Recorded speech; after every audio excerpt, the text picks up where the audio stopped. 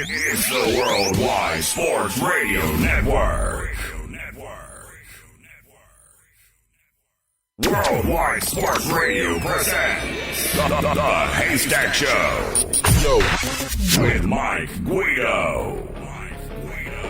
And here we go on a very festive Monday. It's the Haystack and the Worldwide Sports Radio Network, iHeartRadio, TuneIn Radio, WorldwideSportsRadio.com. Mike Guido, Evan Mazza, my producer. Yes, we are into work today. The building we're in is empty. Everybody's home with their family. We're here at work. Can you believe this? Seriously, we should get paid for this stuff. Oh, wait. We do. All right. Plenty of stuff to go over today. Evan Mazza, my producer, joining me as well. It is Bold Prediction Monday. We're going to have a very laid-back, very nice show. Bold Prediction Monday at the end of the show today. I got 3 bold predictions that will more than likely be wrong going forward. Ray Anzelowitz at 12:30. Rapid-fire recap at the top of the hour. I figured that my Christmas present to Evan, even though I really didn't want to get him one, would be that we would play his favorite game today because it's the holiday season. I'm giving today, so I figured we'd play a little bit of buy or sell today because you love it. There you go. And I'm a great person. I really am. I am just an absolutely giving, generous, and there is no saint of a man. And there isn't even an Untucked shirt right now. No Untucked shirt. No This is actually Lululemon. So, listen, I'll take my checks now from those companies. Untucked and Lululemon, I think, need to start sending me checks for how much I endorse them. All right, I want to begin today with this because I'm coming in here today baffled. In life, you make decisions that work best for your given situation. Okay, you never want to put yourself in a bad spot. If you have a long commute to work every day, the smart decision would be to not buy a Hummer that gets 4 miles to the gallon. Like, that's pretty self-explanatory. Okay, if you're lactose intolerant, the smart decision would be to not eat grilled cheese every day. You're going to be miserable. Don't drink milk and eat grilled cheese every day. So those are just the decisions that you make to make your life easier and more successful. You don't want to live your life constantly filling your gas tank and running to the toilet. You just don't want to do that. Here's another one. When your quarterback has a shoulder injury, you don't throw the ball 44 times. What are you doing? Dak Prescott goes into yesterday with a sprained AC joint, which most doctors will tell you is a pretty serious injury to your shoulder. Takes a good amount of time to recover. And the game plan is for Dak to dominate the football. Guys, this is happening in front of your face now. This is indisputable, okay? It's inflating like a balloon. This coaching problem, it's getting bigger and bigger and bigger and bigger. It's right in front of your face. Right there. Look at it. Stare at it. It is not disputable anymore. It's right in front of you. Let's throw this out there. I don't believe that Ezekiel Elliott runs this offense. I still believe it's Dak's team, but I also believe that running the football is clearly becoming more important in the NFL today. It's becoming more and more crucial. Okay, teams that win can run the football, plain and simple. The Baltimore Ravens, Evan's Baltimore Ravens, is the best team at running the football that I've seen in a long time. They run the ball for over 200 yards a game, and they're the best team in the NFL. That's not a coincidence. Okay, and the second best team in the NFL, most likely, is second, the San Francisco 49ers. The teams that run the ball, control the clock, and get ground yards win in this league. Plain and simple. Plain and simple. In Zeke's career against the Eagles, this is in Zeke's career against Philadelphia, he averages 115 rushing yards per game. The Cowboys are 5-0 in those games. Zeke yesterday had 13 carries for 47 yards. But, Guido, they were down early. They couldn't run the football. Dallas in the second half had 11 offensive snaps when they were down 2 scores. That's it. 11 offensive snaps when they were down 2 scores. They still could have committed to running the football. Don't give me that. How in the world is the game plan not surrounding Zeke in this game? You had every reason imaginable to do that. You did. Dak was playing hurt with a banged-up throwing shoulder. Zeke is unbelievable against Philadelphia. The Eagles were running with 2 third-string wide receivers, and they would have been forced to make plays in a limited window.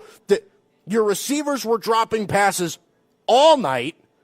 They had 6 drops last night. What could have possibly been the thought process? Okay, this is just terrible decision-making. The Cowboys are a lactose-intolerant kid who can't stop eating cheese. That's what the Cowboys are today. Now, let's also be honest about this. Dak Prescott was not great yesterday. He wasn't. He wasn't great either. Dak missed a good amount of throws. I get it. But if you're asking the guy with a hurt shoulder to make every throw, I don't know what to tell you. And people are going to tell me, well, the arm didn't seem to bother him that much. He was still throwing the ball pretty hard. If you've ever had an arm injury, which I will say this. Some of you may have, some of you may haven't. I particularly have had an arm injury. Now, I am not nearly the athlete that Dak Prescott is.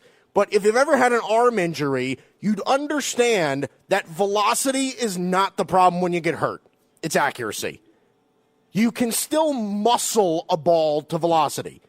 But something doesn't feel right, and you sail balls. Like, that's what happens. Okay, when I tore my UCL in high school, I was a baseball player, and I was trying to pitch hurt. I still threw as hard as I normally did, but I couldn't throw anything close to a strike. It's the accuracy that wavers when you get hurt, not the velocity. You can still throw it plenty hard. Listen, I also want to bring this up. If you're a Cowboys fan today, you should be happy. Just like me. I'm thrilled today. I am ecstatic. Yes, I get it. You're more than likely, overwhelmingly more than likely, not going to make the playoffs. You're not making the playoffs. Big whoop. But you not making the playoffs causes a lot of positive things going forward. First of all, it guarantees that your coach doesn't come back. Jerry Jones isn't bringing Jason Garrett back from this. He's not. And he might clean house with the entire coaching staff altogether. That's a good thing. The second thing is your draft picks get better. Okay, instead of having the 21st or 23rd or whatever pick, you now have the 15th around that area. And that's good. Okay, better chances to get better players. The third thing is you have more time for your players to rehab and rest. Okay, Dak Prescott can nurse the shoulder. Leighton Vander Esch can take care of the neck. Okay, you get to save some miles on Zeke's legs. I mean, you probably bought him another few games at the end of his career by not making the playoffs. You now have more time to plan on what you're going to do with your expiring contracts. Okay, more time to negotiate with Dak and Amari Cooper and Byron Jones and those guys. We all get that if the Cowboys made the playoffs, they weren't doing anything. They weren't going to do anything in the playoffs. They would have gotten bounced in the first round, more than likely. Only positives can come out of missing them, out of missing the playoffs. So I get that you're going to be disappointed because The talent is there to be a playoff team. But you have the chance to get even better after this. And everybody from Jerry to Dak, everybody knows that they should be way better than what they are. Okay, the talent is there, and the coaching isn't. And Dak Prescott had something to say after the game. Here's what Dak said after the game. Yeah, we didn't get it done. We're too talented of a team and individuals to not make the plays, starting with myself. And it's disappointing, it's frustrating, but we all take responsibility. And as I said, it begins with me, and we're too talented, and we just didn't execute the way that we're capable of doing, and they did. The decisions needed to be made pre-game that the game plan wasn't going to center around Dak, and that's not what happened. Dak was the Cowboys' offense yesterday with a hurt shoulder. His receivers were dropping passes. How do you not make that adjustment, if anything? Okay, the coaching with the Dallas Cowboys, it's no secret, is atrocious. And it's not hiding anymore. Okay, it is right in front of your face. Right in front of you. Jason Garrett's Christmas present this year should be a pink slip. Sorry. He's gotten the chances. This is ridiculous. Okay, Dak's frustrated. Jerry's frustrated. The fans are frustrated. Football people in general are frustrated with the Cowboys. Because, listen, they're a fun team to watch when they're on, but they're off more than they're on. And that's a problem. And this is now the fourth time in Jason Garrett's tenure, where you've lost a critical Week 16, Week 17-esque game. His tenure? His 10-year tenure? His 10-year tenure. That's try to say that 5 times. Jason Garrett's tenure. Jason Garrett's tenure. Tenure. That's funny. But that's 4. That's now what, 4? I mean, he went 3 years in a row with that at one point, 2011 to 2013. That was 3 years in a row at one point. I mean, I'm done. I'm done. I mean, and they are too. Like, believe it. The Cowboys are done. And they're done with Jason. You got to explain to me how. Yeah, the game plan is ridiculous. I've seen a lot of that time happen with even the Ravens, where they get away from the run. If you watched that game yesterday, Evan, right? You watched at least a little bit of it, right? Oh, I watched most of it. Yeah. How is the game plan, knowing that Dak is a hurt shoulder, Zeke kills the Eagles? Where's the balance? Okay, well, here's the thing.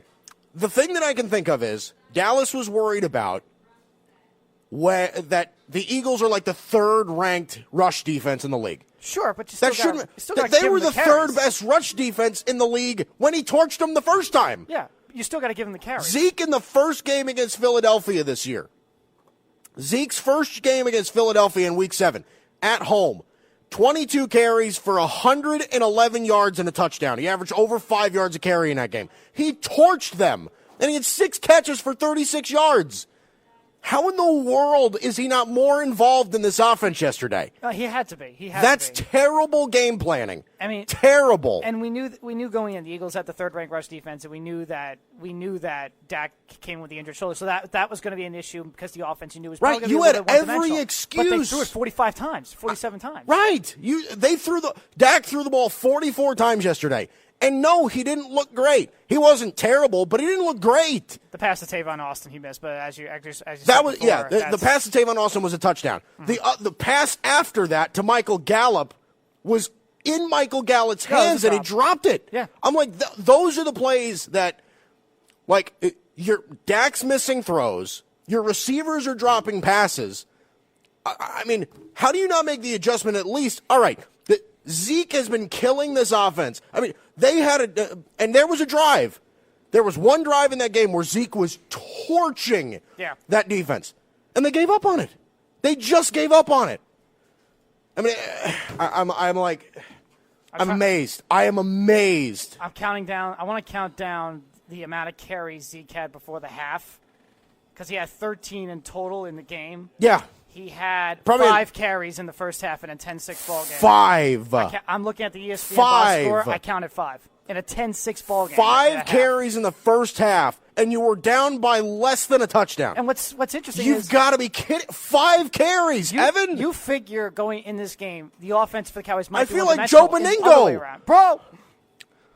Like, what are we doing here? Well, how about this? Explain. You got to explain to Jason me freaking this. Garrett. Explain to me this. 3rd and short. Yeah. Where's Zeke? He's on the sidelines. And that's, of course, when the fumble happens. 4th and 8. Look, 4th and I and don't- 4th and 8, 4th and 7, whatever it was. It was 4th and 8, I think. But they barely even gave the ball to Tony Pollard. Yeah, he and had like Tony 2 Pollard's carries. good. He had 2 carries, I think. Yeah. They kept the ball away from Zeke. They kept the ball away from Tony Pollard. They ran for almost 250 yards combined last week. Yeah. Are you kidding?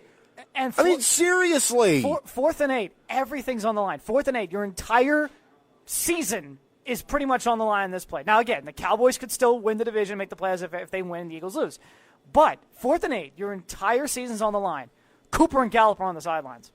Both of them. Both of them. And I know Amari Cooper was bad last night. I know. I understand he was bad. Cooper was bad. And Gallup had Cooper- struggles. But those guys got to be out there with the season on the line. Cooper and Gallup were both bad because No, I'm sorry, I don't know not Gallup. Randall Cobb, I think, was on the sidelines. I apologize. Well, either way, Cooper and Gallup were both bad in that game.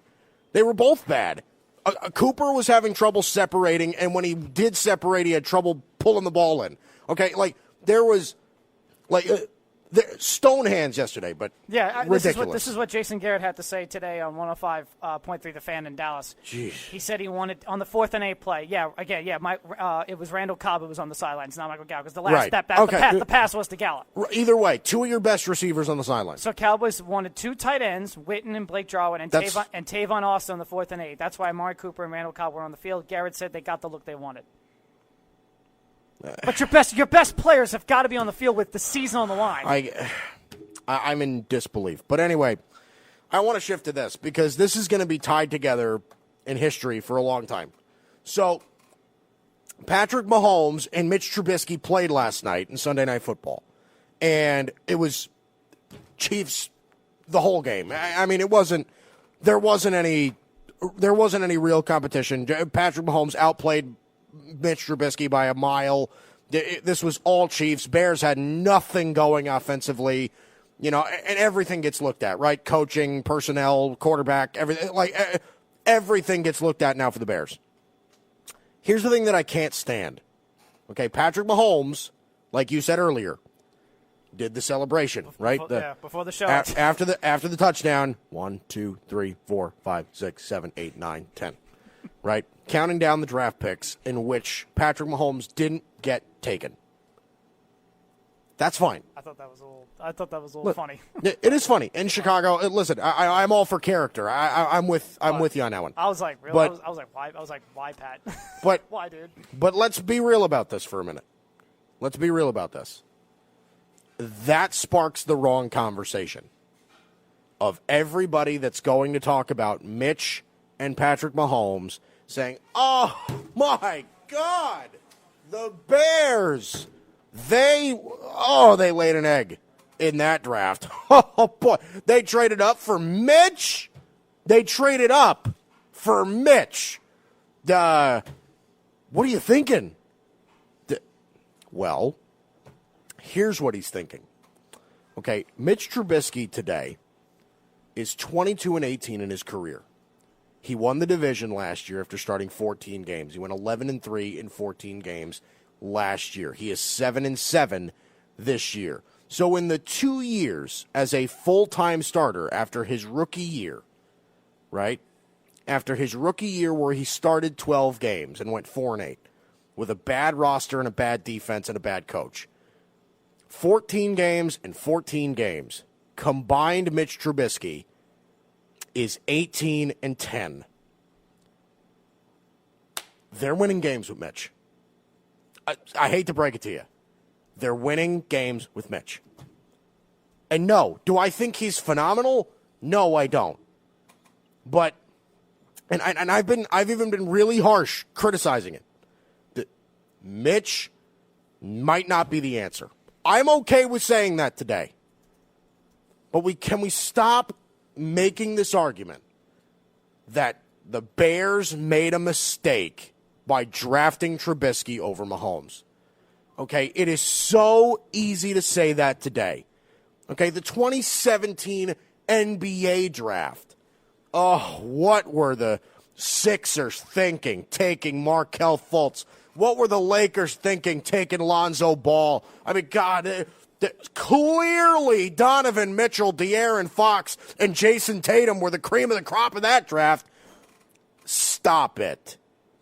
Donovan Mitchell, going into it, barely snuck into the lottery. He was a 6'2" shooting guard who was very unpolished. Okay? De'Aaron Fox shot 25% from 3 in college. Give me a break.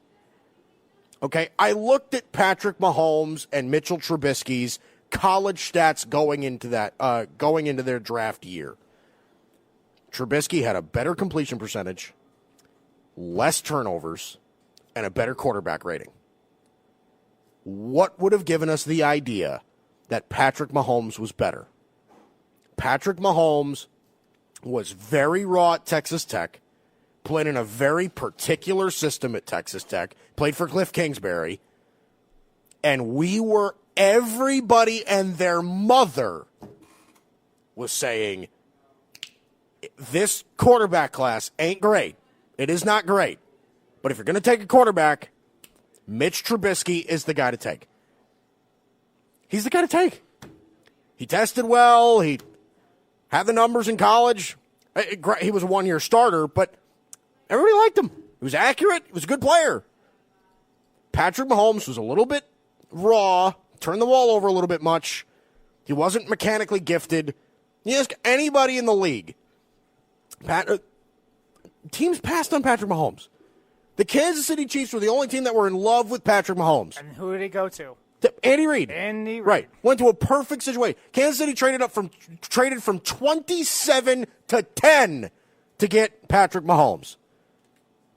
So the league missed out on him too. So can we stop tying them together? Okay. Everybody and their mother thought that Mitch was going to be the cream of the crop.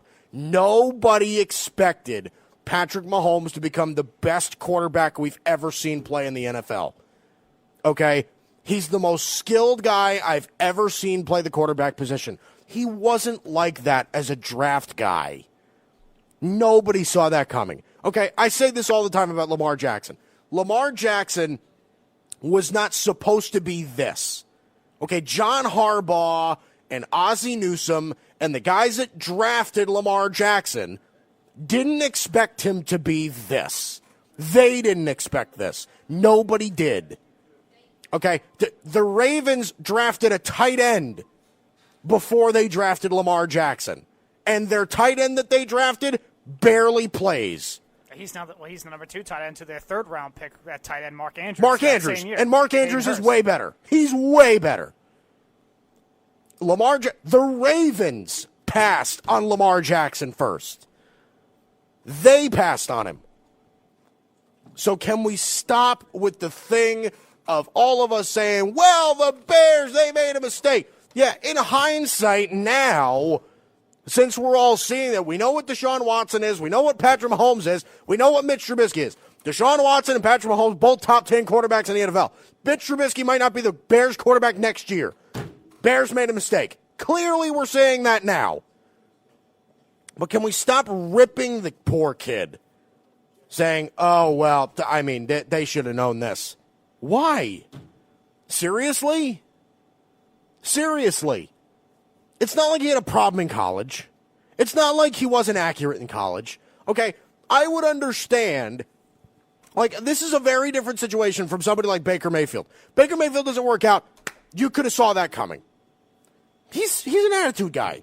You know, he's a culture guy. He's not the easiest guy to deal with in the room. You can see that coming. What were you supposed to see with Mitch? Seriously? Listen, I understand that it is so much easier to say, well, Mitch should have. Stop it. You didn't think Mahomes would be this. You didn't think Deshaun Watson would be this. and you didn't think Mitch would be this. Be honest with yourself. You missed 2. No one thought Tom Brady would be who he was. No one thought Brett Favre. No one thought Brett Favre. The people forget the Atlanta Falcons had Brett Favre.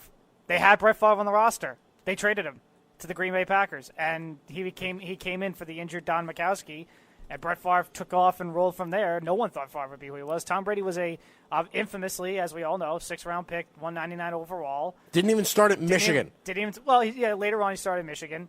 Later on. First off, he didn't start off in Michigan. Yeah. Greatest of all time, started was the backup behind Drew Henson. Right. And in his rookie year, he was sitting behind the bench with Drew Bledsoe. Bledsoe unfortunately suffered the injury in 2001, and then Brady was off from there and took off. Sometimes there are guys that we don't see coming as quarterbacks. The draft is such a hit and miss. We never know with the draft. We just never know. I mean, that's why I love it. I love talking draft because I don't know. I like thinking things. I mean, again, you mentioned Donovan Mitchell. There's plenty of NBA players who who would have thought Steph Curry would be who he was. How many teams passed on Steph Curry? I mean, he was the 8th or 9th pick in that draft or something like that. 8th or 9th pick. Wasn't even a top 5 draft pick, and Steph Curry is arguably a top 3 player. And people thought that Steph Curry would be a decent point guard, but not a top 3 player right now in the game. Best point guard right now. Not one of the best point guards of all time. Exactly. That revolutionized the sport. Yeah, the draft. Sometimes you just have to go in the right situation, the right situation for you. I think that's exactly what happened with Pat Mahomes, and same with Lamar Jackson. And I'm not saying that the Bears aren't kicking themselves. The Bears could very easily be saying today, we really did have the opportunity to get Pat. And listen, that's fair.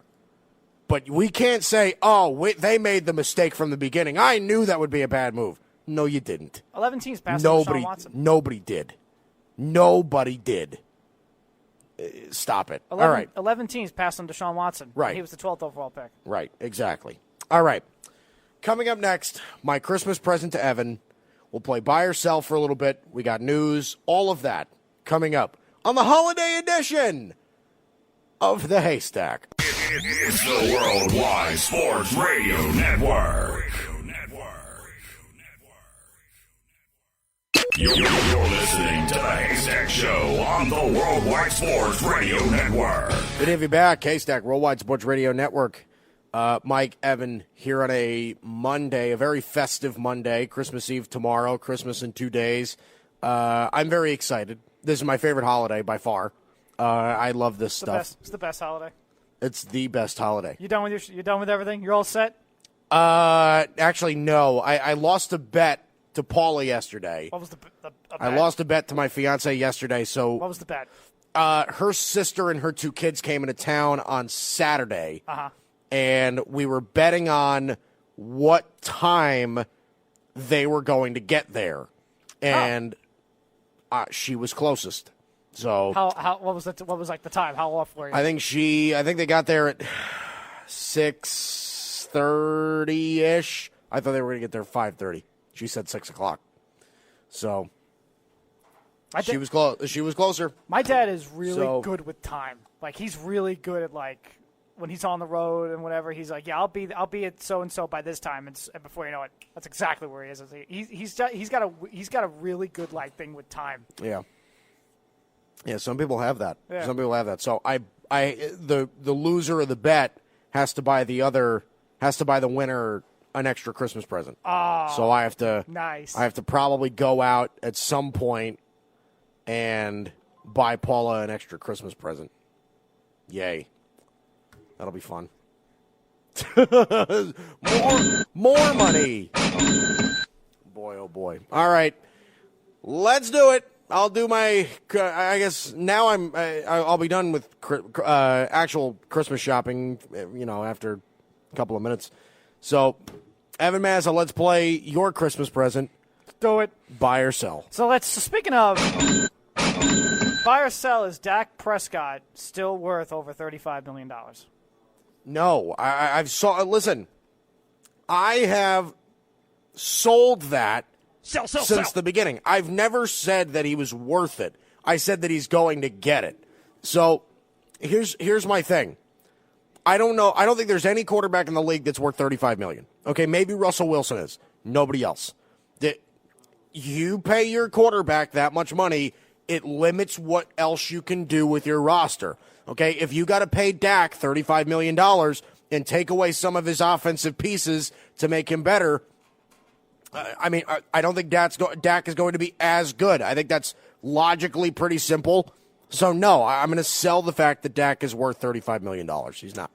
Buy or sell. Let's go to the Oakland Raiders. This is interesting, actually. So the Oakland Raiders need 10 things to happen between Week 16 and next week to make the playoffs. After yesterday, they're halfway there. They need a Steelers loss, a Colts win, a Titans loss, them for the win, and for the Browns to lose. They got that. Now, this Sunday, they need either the Bears, Lions, Chargers, or Patriots to win Week 17. They need to win their game. Steelers to lose, who play the Ravens. Titans to lose, who play the Texans, and the Colts to win, who I believe play the Jaguars. So, buy or sell, the Oakland Raiders still have a decent chance of making the playoffs. They're halfway there. So hang on. So I think, all right, so the Texans have to win, right? Yeah. Texans got to win. The Raiders obviously have to win. Raiders have to win. Texans have to win. Mm-hmm. The Ravens have to beat the Steelers. Right. Now, of course, the Ravens will be playing mostly their backups on Sunday against Pittsburgh. Colts play the Jaguars, and they need the Colts to win, and they need either the Bears, Lions, Chargers, or Patriots to win. The Patriots will play their stars most likely and play the Dolphins. So, wait, why do they need the Bears to win? They're playing the Vikings. I don't know. It says, I'm reading here, it says Bears, Lions, Chargers, or Patriots to win. One or the other. Bears, Lions, Chargers, or Patriots. Chargers or Patriots to win. Mm-hmm. And just one of those teams has to win. That's what it says. Well, that's going to happen. The Patriots play the Dolphins. All right, so hang on. So that's going to happen. I still think the Ravens beat the Steelers. That'll be an interesting game. I think the Raiders beat the Broncos. I do. I think the Colts beat the Jags. The Jags are bad. They are very bad. You could tell they've given up. They're bad. They're just done. I mean, so that leaves Titans. It's possible. That leaves Titans, Texans. If the Texans, I mean, and all of that. If all that happens, the Raiders still make the playoffs. They're in. That blows my mind. That's incredible. That blows my mind. That's because of the AFC 6th seed. A team with an 8-8 record. It's like Cleveland could have still made the playoffs if they would have won yesterday. A team with an 8-8 record could make the playoffs. That's Oakland right now. So buy or sell. Does John Gruden and his crew have any chance of still making the playoffs? Halfway there. Well, they definitely have a chance. I'll say that. They definitely have a chance. I'm going to sell it. Sell. I can't, man. Something is going to go wrong. That blows my mind. You know what's going to happen? I'll tell you exactly what's going to happen. The Ravens are going to beat the Steelers. The Texans are going to beat the Titans. The Colts are going to beat the Jags. The Bears or the Chiefs or the Patriots or whoever else they need to win. Patriots. Right? They're going to win. They're definitely going to win. The thing that's going to go wrong is that the Raiders lose. The Raiders are going to lose to the Broncos. That's what's going to happen. I mean, hey, the game is in Denver. Everything happened. Everything happened in their favor to get them into the playoffs, and the Raiders are going to lose to the Broncos and not make the playoffs. That's going to. Oh my God. The funny thing is that all of that stuff that they need to happen is really realistic, right? It's really possible. It's really realistic. It's legit possible. It is not like they're asking, the Giants have to beat the Patriots, and that, you know what I mean? No. The big one that they got was the Jets beating the Steelers. Obviously, hey, Saints. You could definitely tell. Yeah, you could definitely see the Saints beating the Titans. Absolutely, that happened. Colts beat the Panthers. Obviously, yeah, that definitely would happen. And the Saints beat the Titans. Saints beat the Titans. Yeah, the Ravens beat the Browns. So that obviously could happen. That was obviously going to happen. The big one that they needed yesterday, obviously, other than for them to win, which the Raiders did, was the Jets beating Pittsburgh, which is what happens. They're halfway there, and it's a legit possibility. That's crazy. It's crazy. I love that. I saw that statistic I'm yesterday. Gonna sell it I'm going to sell it because something is going to go wrong. But, I mean, the way that everything looks, they really should make the playoffs. They really should make them. It is. They win and they watch. Mm-hmm. I mean, well, actually, it's more they watch and they Well, I don't they know the watch and then schedules. they win. I want to check out. Yeah, it's a 4:00 game. Raiders Broncos. Raiders Broncos in Denver. Okay. So and Steelers Ravens. I know also got moved to 4:30. I believe the Titan game got moved to 4:32 with the Texans. I believe that game is also 4:30. It did. The Sunday night game is Niners Seahawks. That's at a 8:30. great, and it's in Seattle. That's a great football That'd game. be great. I think Patriots Dolphins. Seattle coming off a really bad loss to Arizona at in home. Seattle. Yeah. They lost at home to the Seattle Seahawks this and year. Kyler Murray got hurt and didn't play great. Yeah. The Seahawks are such an odd team to figure out. You know they're good. Yeah, they got some flaws. Yeah, they got flaws, but You know they're good, but how good? Yeah. Well, it's not just how good. How come you're struggling so much at home? At home, they're an inconsistent football team. Yeah, it's On true. the road, they're really good. Yeah, you're right. Why are they It's struggling so weird. much at home? They're a very odd team to figure out. All right, what's All next? right, next one. Reading an article says the Atlanta Falcons are the best coaching job opening, or will be the best coaching job opening if and when Dan Quinn is let go. So buy or sell, the Falcons are the best. If Dan Quinn is fired, the Falcons are the best head coaching job opening. If everything goes as expected, right? If everybody that is likely going to get fired gets fired, then yes, I agree with that. Buy. Bye. I do think it's better than the Cowboy job. I think it's better than the Carolina job. I think it's better than Jacksonville and Washington and Cleveland and the Giants and whoever else could get fired. I think those are definite. I think the Atlanta job is definitely the best. They already have a really good top 10 franchise quarterback. They have great wide receivers. They already have young draft picks to help fix the offensive line. You know, I think right now their big problem is they got to find they got to find some pass rushers, get after the quarterback a little bit more, and I think they need some help in the secondary with at corner. But Atlanta is really talented. The Atlanta Falcons have legitimate talent. They do. They've got really fast, really young, really skilled players on both sides of the football. They just haven't been able to put it together. They are one of those really teeter-tottery, very up and down teams that you never know what you're going to get out of them. So Dan Quinn is more than likely. I mean, the Falcons have played very well of late, so I mean it could factor in. But I still think that Dan Quinn loses his job. But if every coach that is supposed to get fired does get fired, and nothing unexpected, like if. God, I don't know. Like, if Sean Payton gets fired, then, you know what I mean? Like, the Saints would be a better job than the Falcons. But I think right now, the Falcons, if everything were to go as expected, is the best job to have. I think that's an interesting debate. Which one's the best job opening, the Cowboys or the Falcons? I think it's the Falcons. You think it's Atlanta? Yeah, because, and I said this a couple of weeks ago, too. If you rank it, it would probably be Falcons 1, Cowboys 2, because I think the Cowboy job is, I do think the Cowboy job's a really good job.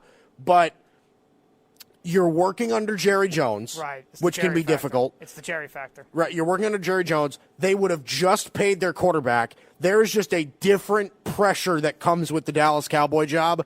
In Atlanta, there's pressure because your roster's in place. You're still in a relatively decent-sized market.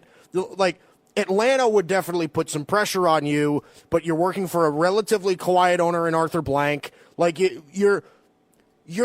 You still have pressure, but it is not crazy. And most of the pieces that you're working with are going to be in place already. The Atlanta job, I think, would be really attractive. Really attractive. Plus, Atlanta Falcons football, gear, Fanatics gear and stuff like that, fire. You look good, too. The all black and red jerseys? Oh, yeah. So good. They're awesome. Saturday night, the New England Patriots got a huge win over the Buffalo Bills, 24-17. Tom Brady played really good, but the best Tom Brady has looked in the that last was the 2.5 best. months. I give Brady a lot of credit. That was against a darn good defense. That was the best game that Brady's played all year, and it wasn't even close. Yeah. Brady did play very well that game. Sonny Michel ran the football well. The defense defense gave up some big plays to Josh Allen and John Brown, but they made the big stop when they had to. This win by the Patriots, buy or sell, is the boost of momentum they needed going to the playoffs. I could say buy because I think it definitely is a boost of momentum, but I don't know. Like I said, I still don't know if I'm in on them. I still don't know if I'm in on the New England Patriots. So I'll buy it, but I'm just Buy! I'm so iffy on them. I really am. Their offense is not going to look like that. Brady is not going to look like that. It's just I'm you know? I'm really I think the teams like the Patriots, again, we've seen it before with New England where they get hot. Teams, again, get hot and gain momentum at the right time. This was a game where the Patriots, who knows, maybe they found something. Maybe the Patriots played Saturday against a really good Bills defense, and they found something. They just found something in their offense, and we'll see. And we have to see it again. Again, they played the Dolphins on Sunday. Hey, the Dolphins have played much better as of late. They just had I know it was against the Bengals, but they had an incredible game yesterday. I very well enjoyed both tank bowls: Giants, Washington, Dolphins, and Bengals. Oh, Dolphins, Bengals was awesome. Those were two great games. That was great. Record or no record, I don't care. Those were two great games that we watched yesterday. But, I wasn't really happy about the Redskins Giants game because it was cutting into the Cowboy Eagle game. That's but true. Yeah, I remember that. No, if anything, poor Chase Young is now on the highway to Dan Snyder land. He's going to be riding the Beltway to Dan Snyder Washington, D.C. That's such a shame. If only there was a they chance. don't even need Chase Young. If only there was a chance he could take the Beltway and go the other way to Baltimore. You know what I mean? Eric DeCosta? No.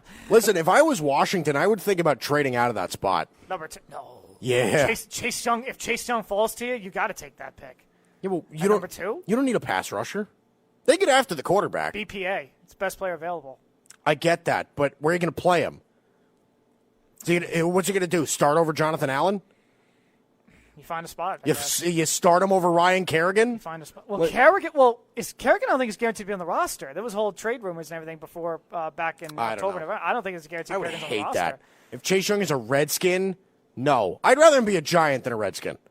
Oh my God! I want him to be with the Giants just so he can get away from Dan Snyder. But now it looks like he's on the road to Dan Snyder. He's going to Dan Snyder. But yeah, but like the Redskins so badly need offense. Like they need offensive line. They desperately need wide receiver. Like they gotta surround Dwayne Haskins with something. I mean, seriously, his best receiver is Terry McLaurin, who. Nice player, but a number 1? No. You got to give that kid at least something. Take Jerry Jeudy. Do something with that. I'm reading on Sporting News mock draft. They actually have the Redskins passing on Chase Young. I'd be pretty surprised to see Washington pass on him. I really would. Best player available, great pass rusher. He's the best player in the draft, but it's just best player in the draft. You know the Bengals are taking Joe Burrow. They clinched number 1 overall. Chase Young's different. He is a. I'd be surprised. That's a Hall of Fame talent. He really is. I'd be really surprised if they pass on him. I really would be. Oh my God! So what a shame. Toronto Blue Jays signed Hyun-Jin Ryu over the weekend. Actually, yesterday. Buy or sell? They are now a wild card. They are now a playoff contender for the season next year. No, I'm not gonna go that far yet. I'm gonna sell that. I think that, like, when you think about it, yes, Hyun-Jin Ryu makes that rotation a little bit better, but who else is in that rotation? You know what I mean? Like, they got rid of Stroman. Aaron Sanchez is no longer there. You know, it's Ryu. It's Matt Shoemaker, who they signed last year, and. Trent Thornton and Thomas Pannone and whoever, like Sean Reed Foley, like Tanner Roark. Tanner Roark's in that rotation. Like again, it's just I don't think so. I really don't think so, Evan. I really think that they're still hurting. They signed Travis Shaw, which I think was a good sign for their lineup, but their bullpen's still not great. Starting rotation's still not great. I still think they have a couple of holes in their lineup. I don't know. I wouldn't say that. I would not say that. So I got to bring this up because you know me. The Ravens pretty much clinched everything. They clinched home field advantage, first round bye, everything. They clinched everything yesterday. So now they're going to rest their guys, and their starters will essentially have 2 weeks off. They'll have this week off when they rest their starters, and next week with the bye. So come the playoffs, come the AFC divisional playoff game, the Ravens will be affected by the 2-week layoff, pretty much. Hang on. Oh, God, this damn fly doesn't want to go. This damn fly don't want to go away. He's your friend. He's not my friend. I don't like him. He wants to be your friend. You got to give him a name now. I don't care. I don't care. He wants to be your friend. Stupid. He wants to be your friend. He's stupid. The fly. Just let him sit next to you. He's not going to sit next to me. He's going to fly in front of my face and try to.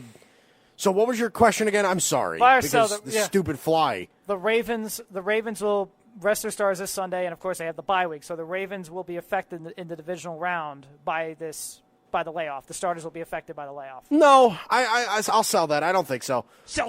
You don't forget how to play football. You know what I mean? The Ravens have been playing with really, really good momentum all year. They have a really good game plan. I don't think so. I really do believe that they're going to keep rolling the way that they've been rolling. Buy or sell, the new Dallas Cowboys football coach next year is currently coaching outside of the NFL. Yes, So he's in buy. Sell. Buy. Buy. He is he is not an NFL coach. He has never been an NFL coach. I think that the guy that they bring in is going to be from the college ranks. Lincoln Riley, Matt Rule, Urban Meyer, somebody along those lines. I think those are going to be the types of guys you're going to be hearing with the Cowboy job, especially Lincoln Riley. Lincoln Riley, as soon as Jason Garrett is not brought back, Lincoln Riley will be brought up every single day on Dallas radio. I mean, he's for Dallas Cowboy fans, Lincoln Riley is the most attractive man in America today. He is. I think definitely comes from the college ranks. Let's go to tonight's game, Monday Night Football. Buy or sell, Packers and the Vikings. Buy or sell, the Vikings. The Vikings will prove themselves tonight as a legit Super Bowl contender if they win tonight. Yeah, I buy that 100%. Listen, the Vikings. Buy. I've bought the Vikings for a long time. I really, really think that they are a Super Bowl contender. I think they've been a Super Bowl contender. The Vikings are really good. They're really good defensively. They're unbelievable at every level. Their offensive line has played very well. Kirk Cousins has had a Pro Bowl year. I don't know why he didn't get selected into the Pro Bowl, but he's had a phenomenal season. They have great depth at running back. They have two phenomenal wide receivers, two great tight ends. I mean, what's their weakness?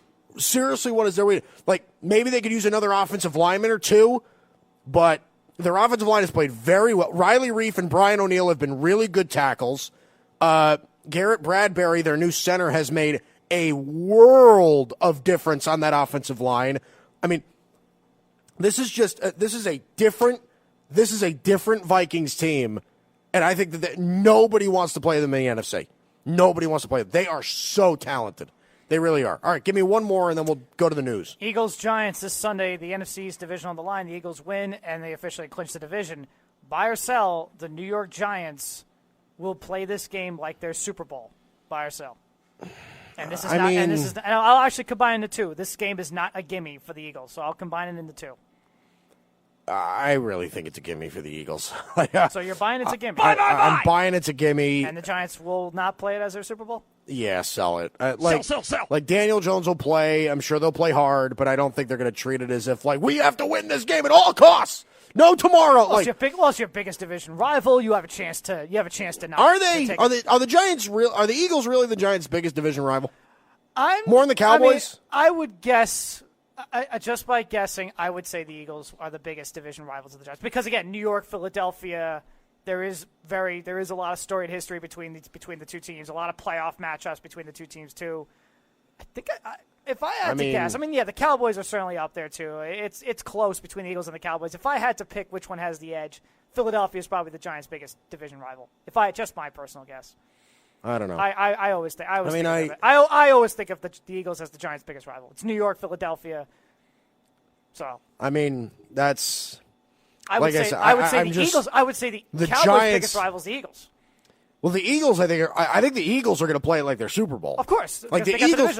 No, tomorrow. Like the Eagles are going to go hard and they're going to try to make the playoffs.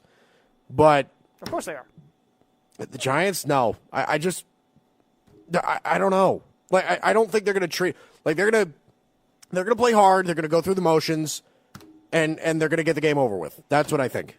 Seriously, they're not going to try too hard. They're not going to try and get hurt. Just go on, move on to next year. That's all. All right, there you go. Are you happy with your Christmas gift? Very happy. Yes. All right, that's buy or sell. We usually play it on Thursday, but I'm giving Evan a early Christmas gift because he loves that game. So we're going to do. We did it today. Okay, let's go to the news with our interim Big J journalist Evan Maz here on a Monday. So we talked about before the Toronto Blue Jays signed Hyun-Jin Ryu to a 4-year, $80 million contract. He's now locked up with the Blue Jays. So what do we make of it? I mean, it doesn't hurt. 4 years, $80 million. People got to remember, Hyun-Jin Ryu had a phenomenal season last year. He was unbelievable last year. I'm surprised the Dodgers didn't try to sign him back. Seriously, the Dodgers are losing out on everybody. The Dodgers lost out on Cole. They lost out on Strasburg. They lost out on Mad Bum. Rendon. They lost out on Rendon. Now they're out on Ryu. They lost out on Keuchel. Like, everybody's gone. What are they going to do with their rotation? Seriously, Rich Hill's a free agent. They've got Kershaw and Buehler at the top. They've got Kenta Maeda still. But who else they got in their rotation? I'm sure they're going to. Maeda. Maybe Dustin May stays in the rotation, and I don't know. Ross Stripling. Do they even have Ross Stripling anymore? They do. No, I think. Maybe it's Stripling. Maybe it's Julio Urias. Like, I don't know. Julio Urias is currently in rotation, but yeah. Tony Gonsolin, maybe. It's Maeda, Buehler, Kershaw. And again, Kershaw is getting another year older. Still has back injuries that concerns you. Yeah, it would have made a lot of sense for the Dodgers to bring him back. But yeah, the Dodgers are essentially watching this offseason just kind of go by. A lot of guys that you figured they'd be in on. And it's not just they're not getting them; they really haven't been that much in on these guys. You know, they really haven't. But they're in an interesting spot. The Dodgers. They're in an interesting spot. I don't know. They look like a team that needs pitching. I would be less worried about their lineup right now. I'd be way more worried about what they've got going on in the rotation. Seriously. Speaking of pitching, the Dallas Cowboys, Chicago White Sox signed Dallas Keuchel. Keuchel is his name. To a 3-year, $55.5 million contract with a 4-year option, which would make the deal up to $70 million. Right. The White Sox have signed Dallas Cowboy to a 4-year contract. Dallas Keuchel to the White Sox. What do you make of it? Again, another deal that I like. I think it's a good fit. They needed more starting pitching. Now they got Giolito. They've got Ronaldo Lopez. Now they have Keuchel.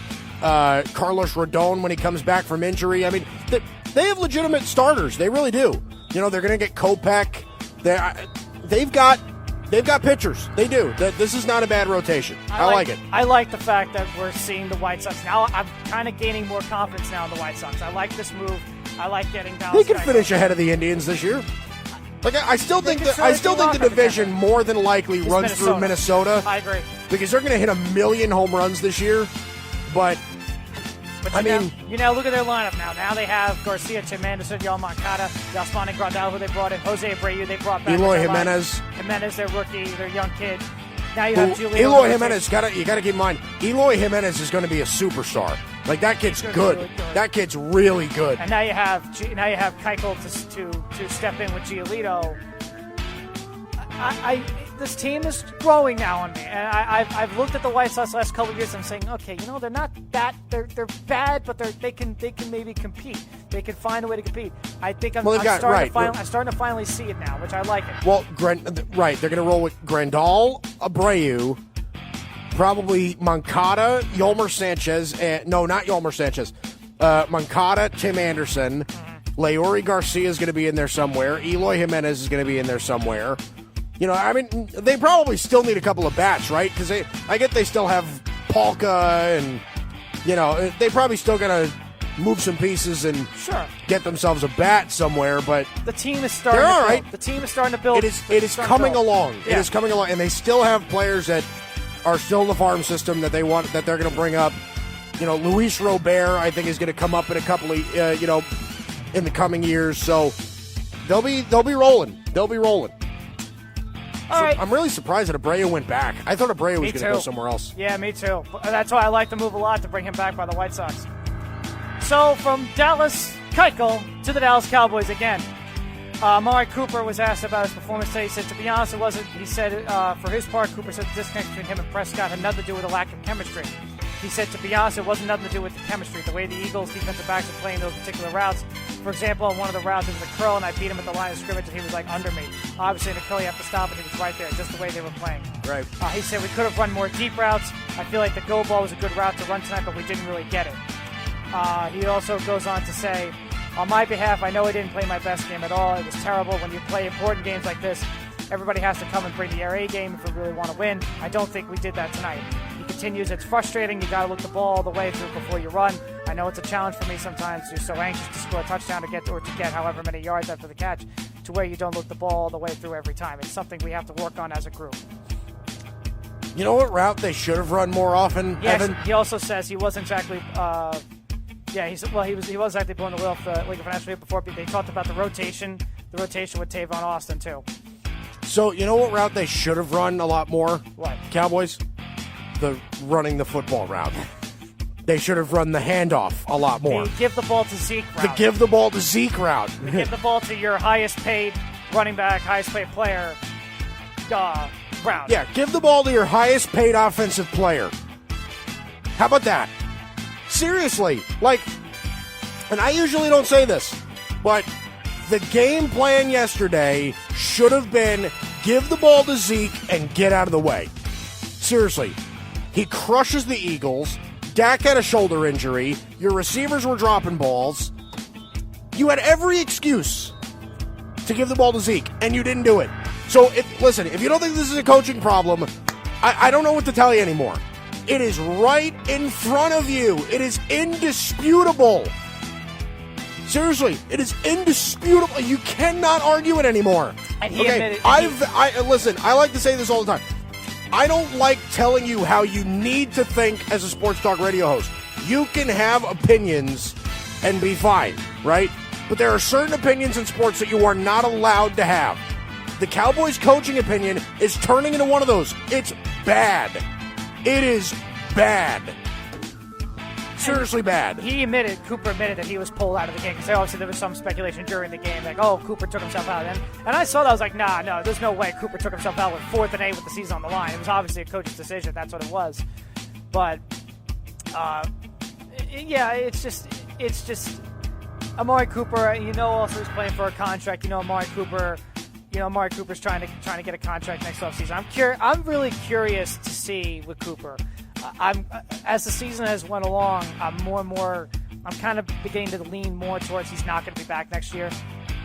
Amari Cooper? Yeah, I'm kind of getting that feeling right now with Cooper. It just seems like it's not going to happen. He's going to be signed by another team. I don't know if the Cowboys will bring him back. I don't know. I'm very interested to see Amari Cooper's free agency. All right, we'll see. All right, that's the news. Interim Big J journalist Evan Mazza here on a Monday. All right, hour 2 coming up next. Rapid fire recap every NFL game in under 30 seconds. That's coming up next. The Haystack and the Worldwide Sports Radio Network. You're listening to the Worldwide Sports Radio Network. Worldwide Sports Radio presents the Haystack Show with Mike Guido. Hour 2, here we go on a festive Merry Monday on the Haystack and the Worldwide Sports Radio Network, iHeartRadio, TuneIn Radio, WorldwideSportsRadio.com. Mike Guido, Evan Mazza, my producer. Good to have you in here on a Monday. Christmas Eve tomorrow, Christmas on Wednesday. I can't wait. I absolutely love it. It's my favorite holiday of the year. Absolutely love it. And it's my favorite by far. I absolutely love Christmas time. Just everybody's mood gets better. It's a lot better. All right. So we do this every Monday. Rapid fire recap. I recap every NFL game in under 30 seconds. Evan, here we go. All right, let's get started here. Giants, Washington, great game over there. Giants defeat the Redskins 41-35 in overtime. Go. This was a game where I think the Giants and the Redskins could both feel good about their rookie quarterbacks. Daniel Jones threw 5 touchdowns. Dwayne Haskins, before he got hurt in the middle of the game, was playing very well. A lot of defensive struggles, but everybody got to feel good about their young quarterback yesterday. Daniel Jones was phenomenal. Dwayne Haskins was 12 for 15 with 2 touchdowns. Both, I think, the best games that they've played all year. Both teams get to feel good today. All right. Next up, Falcons over the Jaguars, 24-12. Go. Jacksonville is just like they're bad. They really are bad. You know, you saw the massive discrepancy there was between Matt Ryan and Gardner Minshew. Gardner Minshew was 13 of 31 for 181 yards. He wasn't very good. That Jacksonville is a hurting team. They got to throw their coach away. They need to start over. They got to rebuild here.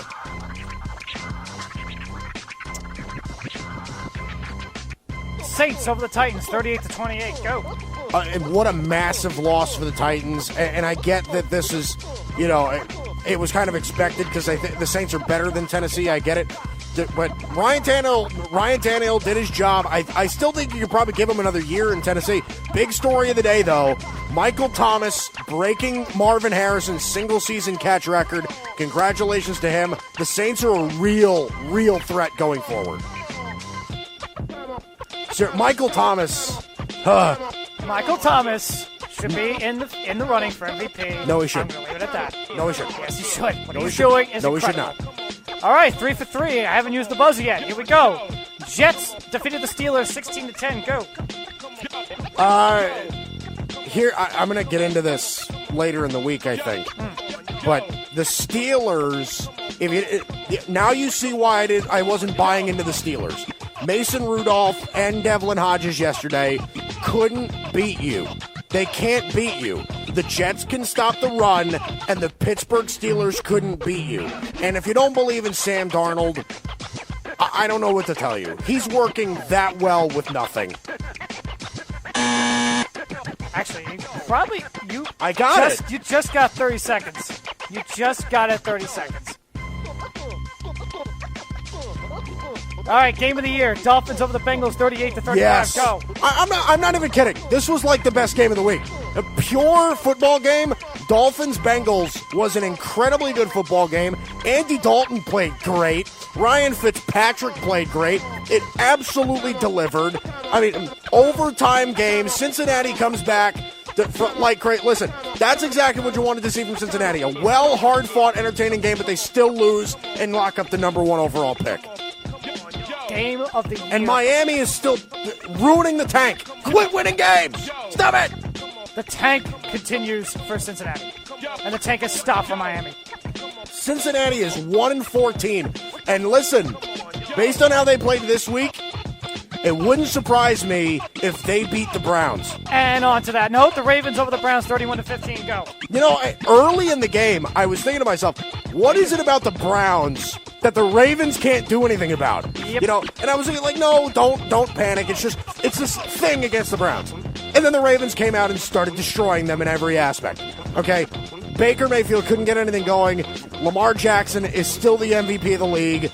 Even without Mark Ingram, they can still run the football so well with Justice Hill, Gus Edwards. Toss this up. Ravens. Jeez. I'll tell you, the biggest opportunity the Browns had was the Ravens missed on 4th down and the fumble. Both those following drives that the Browns had after that, 0 points. Couldn't capitalize at all. Couldn't capitalize. Colts over the Panthers, 38-6. Go. Okay. Hear me out on this one. Big win for the Colts. That's great. It's a win that you can feel good about. Will Grier, listen, 27-44, 224. No touchdowns and 3 picks. I get that he threw 3 interceptions. It was a bad first game. But I did see some things from Will Grier that were really nice. This kid's got an arm on him. Give him some more shots. Give him some run. Don't be in a rush to draft a quarterback. This kid's good. I think you can work with this kid a little bit. Next on the docket, Raiders over the Chargers, 24-17. Go. By some miracle, the Raiders can still make the playoffs. How about this? Listen, Phillip Rivers actually didn't play terrible in this game, but Oakland, can we stop saying that Derek Carr's not a franchise quarterback? Seriously, 26 of 30 for 291 and a touchdown. What more do you want? And he had no running game. Was working with DeAndre Washington as a running back. Give me a break. Derek Carr's a franchise quarterback. I think him and Gruden have a great relationship. Stop talking about it. They're not drafting a quarterback. Next on the docket, Broncos over the Lions 27-17. Go. The Lions are the Lions are just waiting for the season to be over. The Lions cannot wait for the season to be over. But listen, I'll even ask you, Evan. Drew Lock has something. I think Drew Lock's good. Right now, I have faith in him. I think he's got a lot of Carson Wentz. Cortland Sutton and him have a lot of chemistry. They run the football well. The Broncos going forward, I think, really have something. They really do. The Broncos have something. They have a formula, and I love it.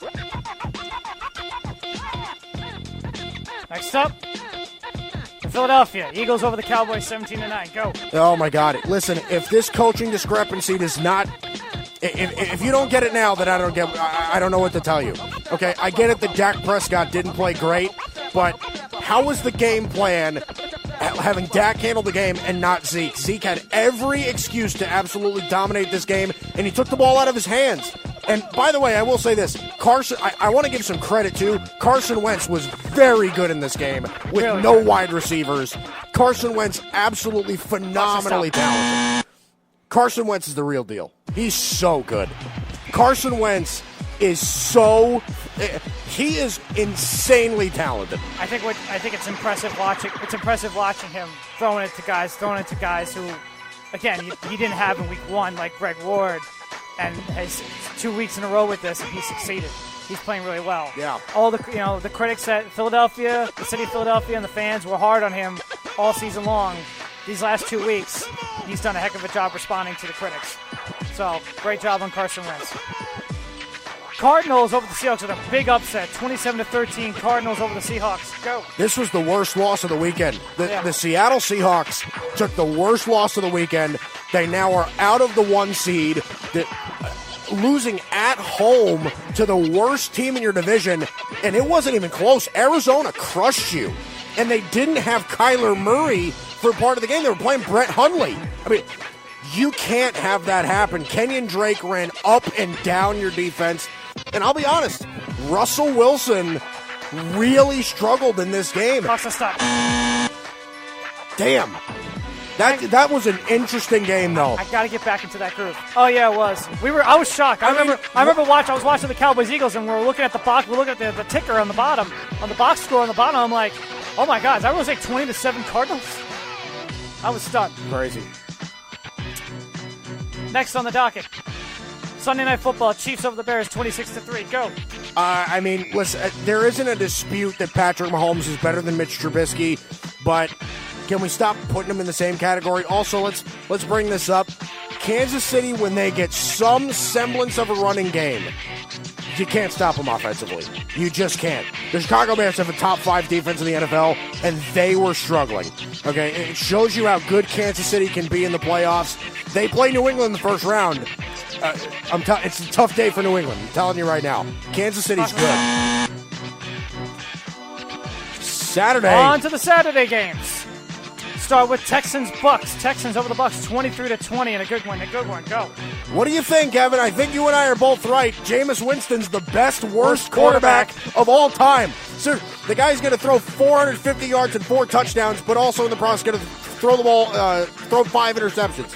But by the way, Deshaun Watson is outstanding. Even though I will say this, the Texans. If I'm a Texans fan today, I do not feel comfortable with where I'm at. I struggled in this game. I needed Jameis Winston to turn the ball over that many times. I do not feel comfortable today.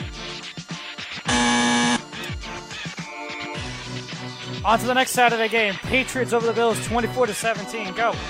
This was a massive pick-me-up for Tom Brady. The Patriots needed a game like this out of their quarterback.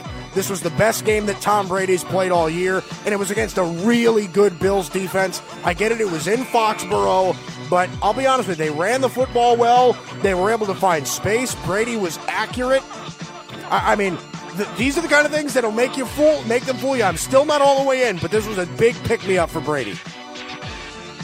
Final Saturday game, Rams, 49ers over the Rams in an unbelievable finish, 34-31. 2 3rd and 16s converted by the Rams. Go. Unbelievable. 49ers. First, I want to say this. Can we stop saying that Jared Goff can't play? Jared Goff went up against the best front seven in the NFL with no offensive line and threw for 323 and 2 touchdowns. Stop it. Jared Goff can play. Jimmy Garoppolo is very shaky sometimes. He's good enough to run this offense, but like I said, San Francisco can give you those up and down games that you don't know which 49ers you're going to get. They're turning into a pretty inconsistent team. Monday night. On to tonight. Vikings, Packers in Minnesota. Huge, big game. NFC North on the line. Go. I still think the Vikings win the game tonight in Minnesota. Green Bay is kind of on a little bit of a skid right now. They don't really have the offensive flow going with Aaron Rodgers. I know Minnesota's not going to have Dalvin Cook, but they have really good depth at running back with Alexander Madison and Mike Boone and guys like that. They can still run the football. They are an extremely talented roster. Give me the Vikings tonight, close game, but give me Minnesota. I'll do it. There we go. Rapid fire recap. Recap every NFL game in under 30 seconds. Love that segment. Got to correct myself. Gets the blood going. I like that. Got to correct myself, too. The Browns actually did score a touchdown off the Ravens' fumble. They just didn't get the extra point. So still two turnovers by the Ravens, giving you a chance to go up 14-0. You came up with just That's 6. okay. You screw up all the time, so it's okay. Yeah. You're over there dilly-dallying over there. Yeah, listen, I got the clock. I got the Man Money soundboard. I got the scores. Oh, boy. I got my own little playground over here. They call it Speedy's Playhouse. This is Evan's Playhouse. President of Gotham Hoops, Ray and Zelowitz around the corner. It's the Haystack. It's the Worldwide Sports Radio Network. You're listening to the Haystack Show on the Worldwide Sports Radio Network. Good to have you back, Haystack, Worldwide Sports Radio Network. Mike, Evan here on a Monday. Before we bring Ray on, I want to give you a little trivia question, Evan. Okay. Little trivia question. Okay. Okay. Who in the NFL, among running backs, lead the league in yards per touch? Okay, yards per touch. All right. Who among running backs? Yes. Lead the league in yards per touch. Yards per touch. Is it Ezekiel? Merry Christmas, my friend. Is it Ezekiel Elliott? It is not Ezekiel Elliott. Is it Christian McCaffrey? It is not. Christian McCaffrey is second with 5.92. The first is 7.09. Okay. Yards per touch. Yards per touch. Is it Mark Ingram? Mark Ingram is fourth at 5.55. All right. Now, do I get one more guess, or is that it? I'll give you 2 through 5. Christian McCaffrey's 2. Okay. Miles Sanders is 3 at 5.88. Interesting. Mark Ingram's 4, and Dalvin Cook is 5 at 5.46. That's 2 through 5. Who's number 1? Is it Aaron Jones? It is not Aaron Jones. All right. Want me to tell you? Let me get one more. Oh, it's Nick Chubb. No. All right. Not Nick Chubb. Give me it. Austin Eckler. Oh, it's Eckler? It is Austin Eckler. Leads the league in yards per touch among running backs. Wow. Crazy stat. That's coming from Jeff Kerr at CBS. All right. Let's go to our inside NBA man, president of Gotham Hoops, Ray and Zelowitz. Ray, how are you, my friend? Merry Christmas to you. Yes, no, I'm doing well. Happy holidays to you guys as well. Ray, I got to ask you, okay, I'm getting worried. Lakers losing a little bit. They're on a 3-game losing streak. I don't like it. Should I be worried about this? No, you shouldn't. It is a marathon, not a sprint. So, if anything, these recent games and losses will only help them in the long run. So certainly nothing to worry about. Yeah, I wouldn't imagine so, but I got to be honest, Ray. I mean, they are losing they lost to the Nuggets without LeBron. LeBron didn't play in that game. But they did lose to 3 good teams. I mean, at Indiana, at Milwaukee, and home against Denver. And you're telling me I shouldn't be worried about this. Tell me why. Because, well, like you just mentioned, they weren't at full strength, but especially this last one. But truthfully, if you are going to be worried about one game, it's Milwaukee. Just because of how lopsided that game was, and I'm sure there are a lot of emotions involved in that one because that is potentially a finals matchup. But again, I think Lakers team will only get better with time.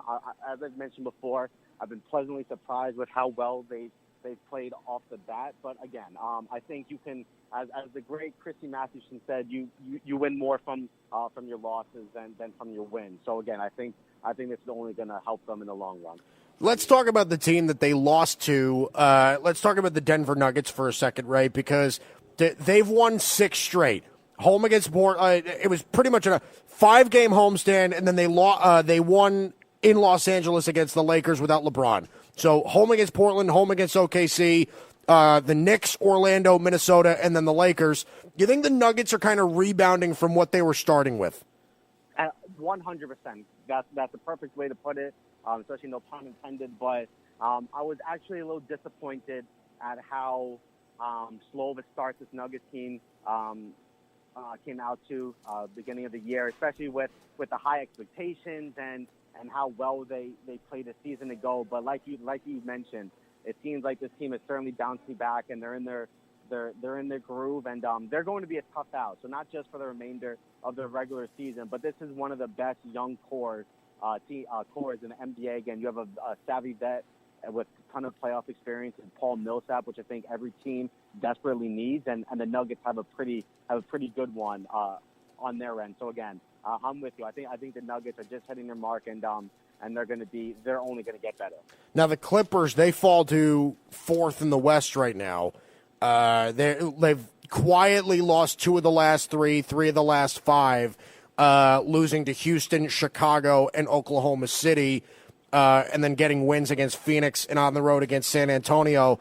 I mean, listen, you and I have had this conversation quite a bit that Kawhi's going to keep taking games off, and it's going to screw with their chemistry. It really is, because there's a lot of awkwardness that I see between Paul George and Kawhi. Like, they're still really trying to figure this thing out.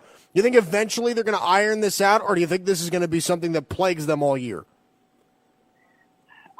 I'm confident they'll figure it out, and I'm sorry I have to give this response, but I really just wish out of any team in the NBA, we could just press fast forward and see what the Clippers are come playoffs, because I just think that's when their true colors will show. Not saying that these guys aren't playing to win during the regular season, but I think again, similar to other teams, especially like the Lakers, they know what the goal is at the end of the day, and whether they're the 1 seed or the 8 seed, I think they're only going to play their best ball come postseason. So. I mean, they're taking their bumps and bruises. I think they're losing a ton of games that they had no business losing. But hey, within those lines, the night. But I'm with you. It certainly isn't ideal to not have your star player, your superstar, in the lineup on a consistent basis, especially for chemistry purposes, as you just previously alluded to. So it's hard for me to think that they won't click when it really matters. But of course, that's easier said than done. So we'll find out soon enough. I'm with you on this one. So let's move to the East a little bit. So I think right now, the clear-cut top team in the East is Milwaukee. You can't really dispute that right now. Boston, Miami, Philadelphia, Toronto, like they're kind of clipping at the heels of Milwaukee a little bit. But can I make the case that Brooklyn without Kyrie Irving and without a lot of Karis LeVert, Kenny Atkinson, I can make the case for as an early favorite for Coach of the Year, because I think he's honestly given enough credit. I don't think he has been given enough credit. Kenny Atkinson, I think, is blowing people away with how well he's developed this roster, the way that he's doing this with the roster he has. I mean, can I make the case that Kenny Atkinson is carrying this team to where it is right now? You can make the case, and again, I don't want to take any credit away from Kenny Atkinson, but I think the guy that really deserves a ton of the spotlight and recognition is Spencer Dinwiddie. And there's no doubt about it, because if he's not putting in the points on a consistent basis that he has been, they're not in games, and they're certainly not winning games. So again, I don't say that to take any credit away from Coach Atkinson, but when Spencer Dunwoody is putting in over 30 points and hitting his career mark of just over 40, it seems like on a regular basis now, that's the guy that's really steering the ship for them. I mean, again, if you want to go really back to coach, it would seem like the players would need to be, or the scoring distribution would need to be more spread out, whereas Dinwiddie's leading the way. Yes, it is really really crazy to think that way. So here's my deal. Now I've got the Bucks and I've got the Lakers, who I still think are the two best teams in the NBA. I think the last time we spoke, the Lakers, I think, were the best team in the NBA. Now Milwaukee jumps ahead of them right now, 27-4. They have the best team in the best record in the league. Is Milwaukee surpassing the Lakers today? Well, I'm glad you asked that, because best team and best record, especially before the All-Star break, are two different things. Right. So it is hard to argue that Milwaukee is not the best team just because of how well they're playing and how deep they are. But truthfully, if I really had to pick one, I'm still going with your Lakers as the best overall team. And again, I know that may be tough to agree with. Well, maybe not you per se, or tough to recognize just because of what Milwaukee did to the Lakers the other night. But again, where I'm thinking of this is in the series. So just even going back a couple of years, as soon as LeBron went to Miami, I was like, who's going to beat these guys in the series? Regular season is one thing, but who's going to beat them 4 out of 7? Of course, Dirk and Dallas ended up accomplishing that, as well as the Spurs. But right. You get what I'm saying. So at the end of the day, as great as Milwaukee is, I still have to give the Lakers the edge right now.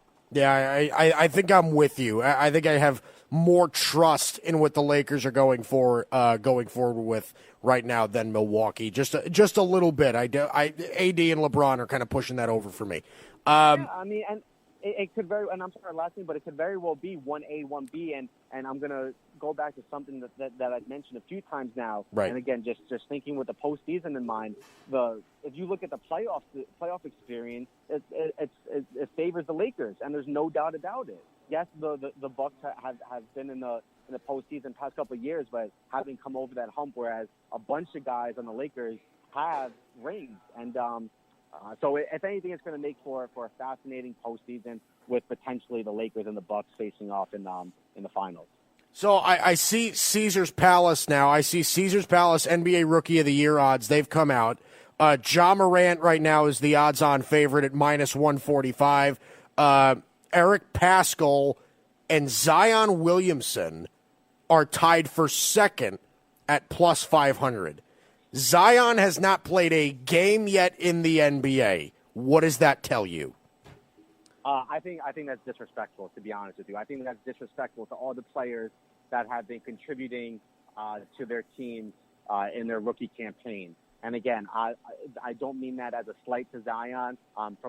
From what I've heard, he seems like he's a very polite kid, and of course we know how terrific he is on the basketball court. But to think that someone that will potentially play half the season, there's a chance he might not play at all this year. Right. But to think that someone that will play half the season can come in and just play out of his mind enough where he can win the Rookie of the Year, I think is not right and is not fair to the guys that have already been contributing to their teams for weeks and months now. Especially a guy like Eric Paschall that kind of flew a little bit under the radar to most people in the basketball community. So I'm not a fan of that, but at the end of the day, I know he's the odds-on favorite. I think it's a Ja Morant award to lose, and I don't think that will happen. I think if he finished that dunk over Kevin Love in your Cavs, I think we could have ridden the Rookie of the Year award and stolen for him. But I'm sure he'll finish that over someone someday. Listen, I heard Kevin Love after the game. He was just like, "Listen, my professional career almost ended tonight because of that." How great was that? That was a pros pro response. Yeah, it was really ridiculous. Kevin Love's a great guy to have in your locker room, which is why I never bought the whole LeBron and Kevin Love don't like each other thing. I think that was a little ridiculous.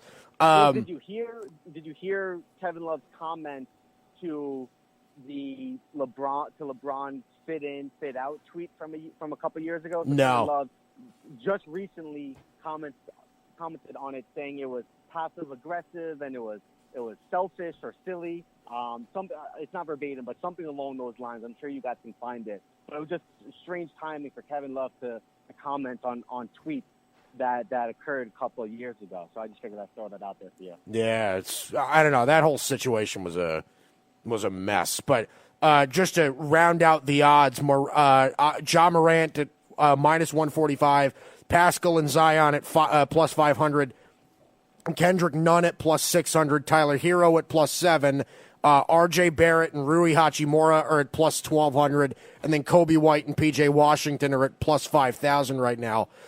So that's what we're seeing the odds are. I want to ask you about this because this is a really interesting situation. So James Wiseman, who you and I are both extremely high on going into next year, I think this kid's going to be a superstar in the NBA, has officially left Memphis. He's done. He has left college basketball.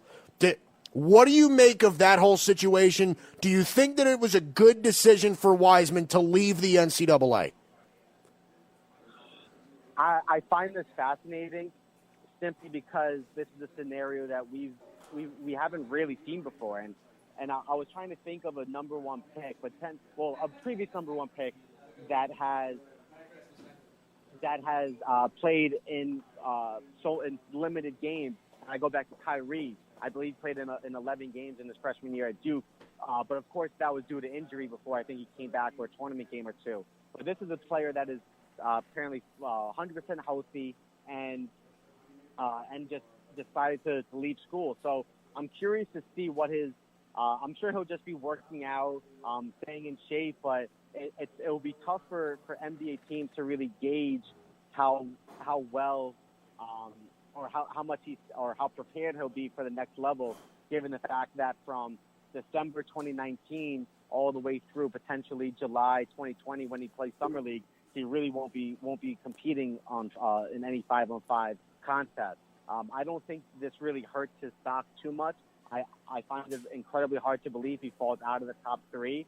We've discussed this before, I think, in not necessarily this order, but it goes James Wiseman, Anthony Edwards, and LaMelo Ball as the undisputed top three guys in this class. Right. So this is a fascinating scenario, and just to leave off on this, I do think that there's more to it. I don't think this was the end all be all for the allegation or the suspension. I think he just beat the NCAA to the punch that if anything was going to come, if anything more was going to come from this, he really just pulled his name out of the ring and said, if you're going to keep me on the sideline, then I'm going to remove my name and my likeness from NCAA.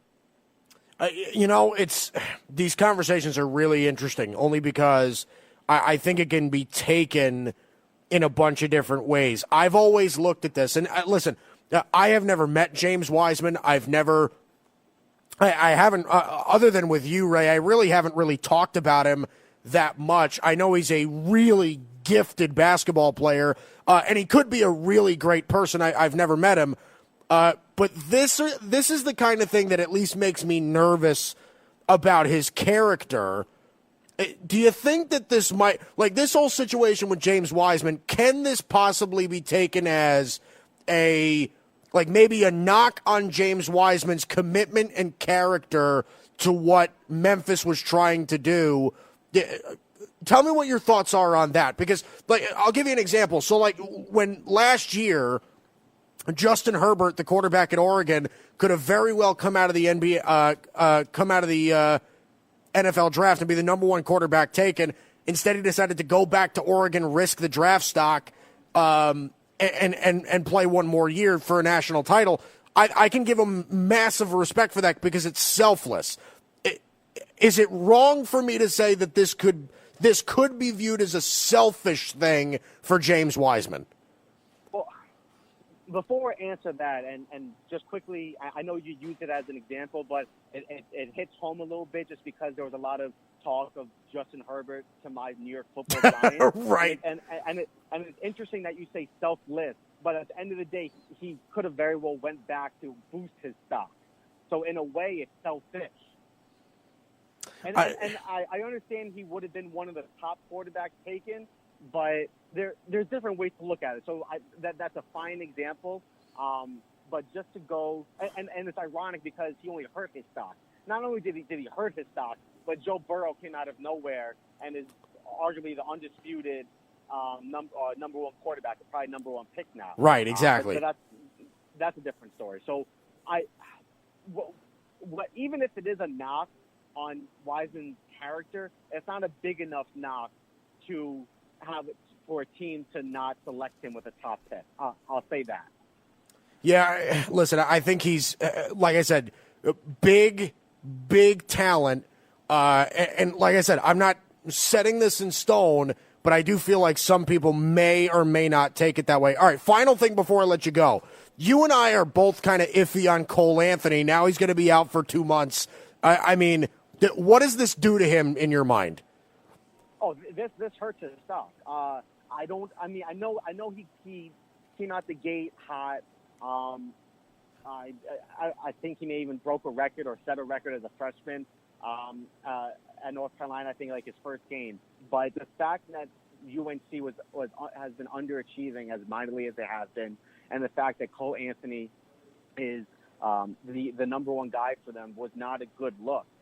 So the fact that he struggled to lead a blue blood in really a non-conference schedule didn't help him, and the fact that he's now sidelined and unable to rebound, at least until the tourney or conference play, at least, it's not an ideal situation for him. So I believe he'll be able to play out the remainder of the season. It's not a season-ending injury by any means, but he'll have to do some pretty impressive things. I know he came in as a highly regarded NBA draft prospect, but I do think he's hurt his stock a bit. And again, similar to Justin Herbert's situation, not only has his stock been depleted, but other guys have risen to the occasion. Right. So it's just that's just a double whammy for a guy like Cole Anthony. But again, native New Yorker, so I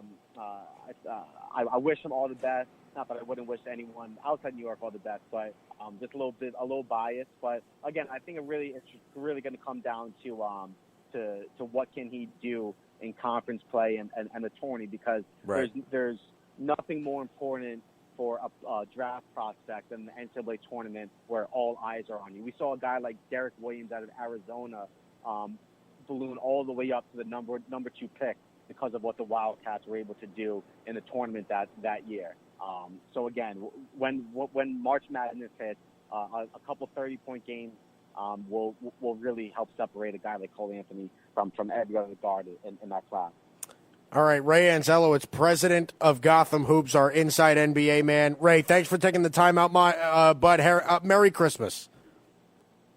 My pleasure. Appreciate you guys. Have a Merry Christmas as well. Merry Christmas, Ray. Ray Anzelowitz, president of Gotham Hoops. Great guy to talk to for NBA insight, also college basketball, NBA draft stuff. Good conversation today. All right, coming up next, hour number 3. Plenty of stuff to go over on this free-flowing Haystack on the Worldwide Sports Radio Network. You're listening to the Worldwide Sports Radio Network. Worldwide Sports Radio presents the Haystack Show with Mike Guido. Here we go. Hour number 3. It is the Haystack on the Worldwide Sports Radio Network, iHeartRadio, TuneIn Radio, WorldwideSportsRadio.com. Mike Guido, Evan Mazza, my producer. It's good to have you in here on a Monday. Hey, Merry, happy holidays, festive holidays. I can't wait. You're okay. I'm okay. You're all right. We're just making sure that you're okay over there. All right. I'm perfectly fine. Plenty of stuff that we've gone over today. Ray Anzelowitz, we had rapid fire recap. I am baffled by what the Cowboys' game plan was yesterday. I don't get it. Okay, you had every excuse to have Zeke be the guy that you were going to run your offense around, and Dak showed that we are gonna throw the ball 44 times. No, Dak should have thrown the ball 25 times yesterday. 5 carries. Stop it. By 5 carries for 5 carries in the first half. Ridiculous. That's not a game plan. That is just that's a imbalanced, not really knowing what you want to do kind of game plan. It just overthinking, I think, is the best word to say it. Overthinking, and then you're taking out Zeke on a 3rd and short. You take out Cooper and Cobb out on 4th and 8 with the season on the line. Just overthinking things, not really just simplifying ridiculous. things. It really is crazy ridiculous. And finally, we saw it. Remember, they came in 5-2. Jason Garrett came in 5-2 against Doug Peterson lifetime. And we finally, I think yesterday we finally saw the true difference between these two. You finally saw Doug Peterson able to beat Jason Garrett. Carson Wentz showing you that with nothing at wide receiver. Yep. I mean, I don't know what to tell you. I really don't. All right. Let's go to the news. Interim Big J journalist Evan Mazza here on a Monday. So it's the holidays. It's Christmas. Happy holidays to everyone out there. I want to ask you, Mike, since we're in a very festive mood, do you like Skittles? I'm okay with Skittles. Well, the Seattle Seahawks are looking like they're going to get a lot of Skittles back. It's being reported that Marshawn Lynch, an old friend, is visiting because they have injuries to CJ Prosise and Chris Carson yesterday. An old friend is visiting the Seahawks today, and Marshawn Lynch. They're going to give him a look, and he might be back. Week 17 against the 49ers on Sunday Night Football in Seattle against San Francisco. Now, how much fun will that be? Fun. I mean, look, I think it would be very interesting to see that. I think it'd be a good fit. Here's my problem is I don't know how good Seattle is anymore. If they can't run the football, I don't know how good they are. Seriously, no Chris Carson, no Rashad Penny, no CJ Prosise. They got nothing. Nothing. They're out of running backs just like Philadelphia's out of receivers. They're out. Pete Carroll said that it's a really good chance they sign him back. I mean, he's going to have to carry the ball a lot. He hasn't played all year. He's going to have to carry the ball quite a bit. Yeah. You know what's also interesting? He was serving tequila shots at the parking lot tailgate in the Raiders' last home game 8 days ago. He was serving drinks to Raider fans at the parking lot 8 days ago at their last home game, and now he's going to be possibly playing in the season finale in Seattle with a lot on the line. The NFC West Division title on the line, number 1 seed on the line. I think it's great. They got to get a running back. They have to get a running back. And I think it's great. I don't know how much Marshawn Lynch has left in the tank, but I think it's great. We'll see. Just Marshawn Lynch being back in the NFL makes me smile. I don't know. Just the Seahawks looking to get him back is just incredible to me. So let's go to Phillip Rivers. Speaking of the Western divisions, the AFC West. Phillip Rivers was asked if he wants to play football next year. He said, I'm capable enough physically and mentally, there is no question. Yes, I do want to play football, I do, and that's how I feel deep down as I stand here. This is after their 24-17 loss to the Oakland Raiders yesterday. No surprise, obviously, Rivers is going to try again to play next year. Who knows? Tampa Bay, Chicago, Tennessee, Jacksonville, who knows where they will be suitors for. Well, yeah, they gotta. I mean, he'll play. Phillip Rivers will play next year. I don't think it's for the Chargers. I think it'll be for somewhere else. Chicago, Carolina. It'll be somewhere else. Phillip Rivers will not be a Charger next year. I'm telling you right now, he won't do it. Listen. The Chargers got to move in a different direction. I've said that plenty of times. New coach, new quarterback, new running back. Roll with it and see what you got. You got a talented roster. Just replace those positions, and I think you'll be off and running. Spygate 2 continues. The Patriots have more Spygate 2. This is from Mike Florio. He says, as one source explained it during the NFL's investigation into this video investigation stuff with the Patriots.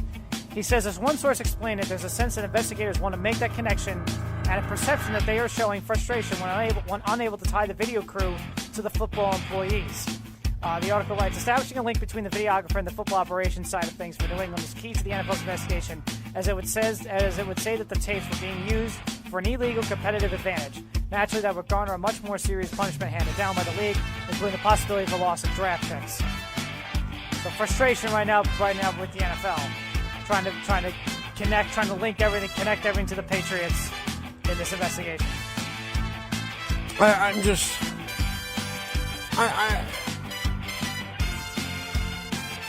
God, the Patriots are just so frustrating. They are. I'm less worried about whether or not they were cheating. I'm worried about, who made that decision? Who thought that was a good idea? Who in their right mind thought that was a good idea? For real. Come on. Can you please not be that stupid? That's embarrassing. Really is embarrassing. I'm curious to see if the NFL is able to connect the investigations and able to do this. I'm curious to see what the punishment is going to be for the Patriots. Are they going to get more loss of draft picks like the last time? Last time I think they lost a draft pick, and I think everyone got fined. No suspensions, no Belichick. This is of course the last Spygate stuff. No suspensions. It was all fine and draft picks. I mean, should someone get suspended? I mean, obviously it would be for next year, not for this year. No one's getting suspended before the postseason. Right. But I mean, should there be a suspension? I don't know. Probably. There's mostly it's going to be a fine and draft picks, just like the last time. So. Boo-hoo. Poor Patriots. Fine and draft picks. Robert Kraft has more money than God. I mean, seriously. We've got to get rid of this whole, we're going to find them. That'll show them. No, it won't. Oh my God, you're so naive. Can you actually give them a punishment that'll hurt a little bit? Please. Please. Do something that will make them care, okay? But whatever $1,000 fine is squat to Robert Kraft. Okay, here you go. Sorry. That's nothing. That's getting off scot-free. I'm reading here, the league investigators also collected devices from certain individuals for the purpose of attempting to establish connections to the team's football operations. As one source explained it, in the sense that investigators want to make that connection and perception that they are showing frustration when they're able to tie the video to the football plays. So yeah, they collected devices and everything. So yeah. Okay. They playoff ban. Bill Belichick, Tom Brady suspended for 8 games. Make it hurt a little. Seriously, the same thing with Major League Baseball. Make it hurt for the Houston Astros. Don't give me the whole draft compensation. You are scratching the surface with what you should be doing. Last time, the Astros should be banned from the postseason for a season. It should be. Suspend half their players for 80 games. I'm serious. I'm done with this garbage. Quit making it seem like a fine to a billionaire owner is going to matter. It doesn't matter. It doesn't matter. If the NFL fined Jerry Jones $500,000, you think that matters to him? The guy's worth billions. That doesn't matter. He's probably got $500,000 in change in his pocket. Last time they fined Belichick $500,000. Fined the Patriots organization $250,000, and of course they lost the first-round draft pick, which was oh my God, the horror! And how many Super Bowls did they go on to win after that? 3. Come on! 3 more. Come on! 3 more plus another 2 appearances, so 5 Super Bowl appearances. Grow a pair. Currently on an 8-year AFC title game streak. Can you grow a pair? Seriously.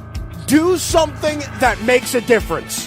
Make it hurt a little bit. Make it hurt. If I'm the NFL, okay, if I'm the NFL and I find out all of this stuff about the New England Patriots, how they were still filming practices, they were getting equipment to help them do that, all of that stuff. Next year, you're banned from the postseason, and your quarterback and your head coach are suspended for at least 8 games. That's the each. thing. That's the thing. Well, that's the thing. This is now the second time they've been caught doing this. This is now twice. So make it hurt. This is now fine Robert Kraft $5 million on top of that. Like, make it hurt. Make the Patriots regret doing it. Okay? You fine them $250,000. You take out a first round pick. Oh my God! They have Bill Belichick, Tom Brady, and the second most money in the NFL behind the Dallas Cowboys. Give me a break. Make it hurt.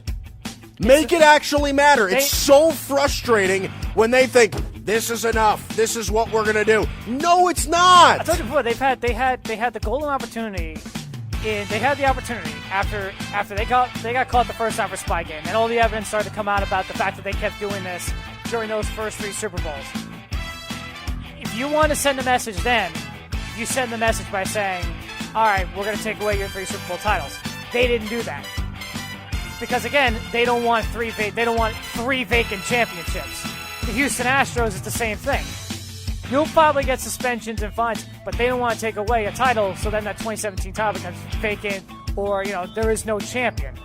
You can't do. If the Patriots are proven to do this a second time, and they've been doing it again, either in other 3 titles and their other 5 Super Bowl appearances, again, you can't really take it away from them.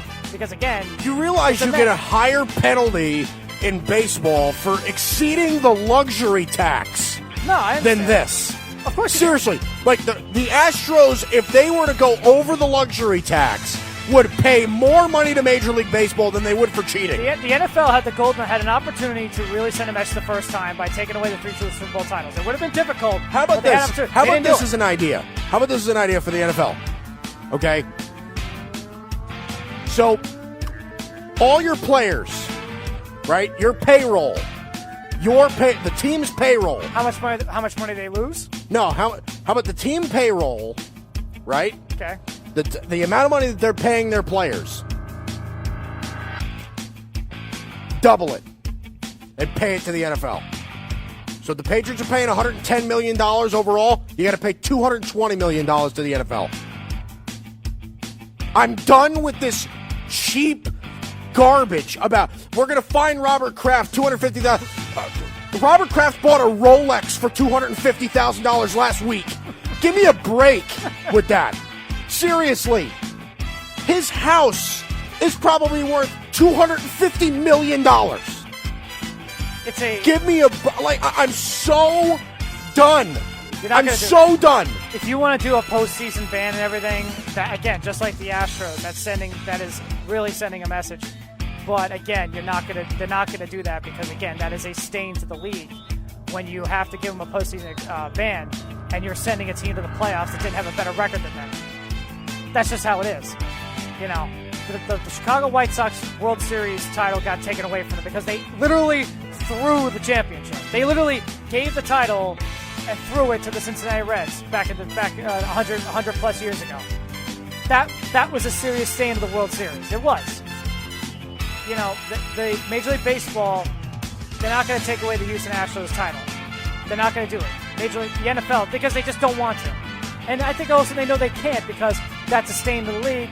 And now all of a sudden you have to say, okay, Dodgers, here's your title, even though you lost the World Series, right? The Patriots, you would have to say, okay, Panthers, Eagles, Rams, twice. The Falcons. Here you go. Here are the titles that you did not win. I agree to an extent that the NFL and Major League Baseball have to send a serious message. They really do. I understand that Crack sentiment. down on them. I understand that sentiment. Cheating is wrong. I totally get it. Cheating is wrong. Right, but you have to send the message to everybody else, including them.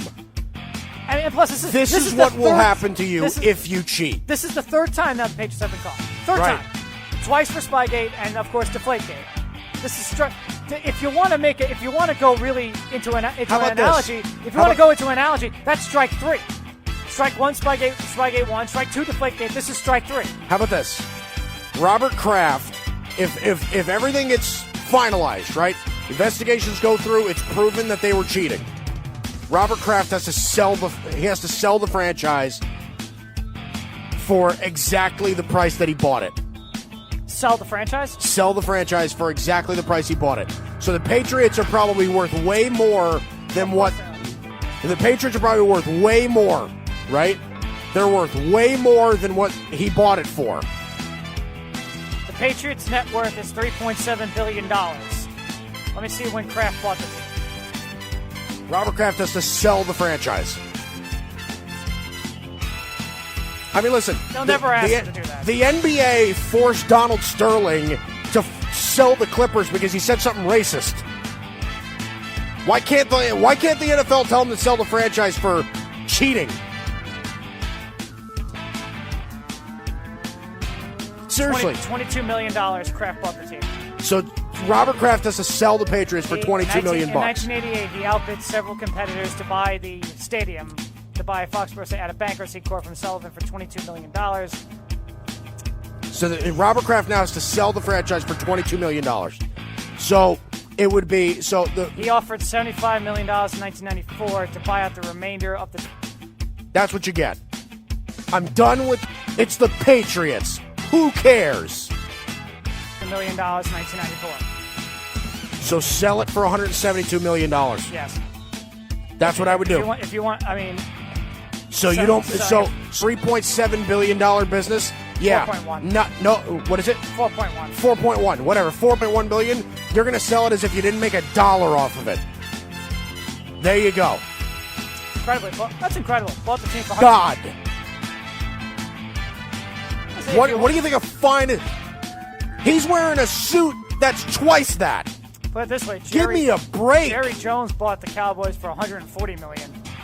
I mean, it's just insane. Again, if you with this garbage about this is enough. 3 for the Patriots. So again, if you want to give them a serious, it's going to be another fine. It's going to be a loss of draft picks, and then they'll try to, and then they will put it in the background.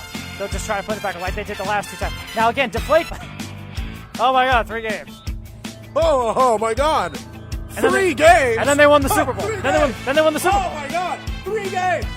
What are we gonna do with Tom Brady suspended 3 games?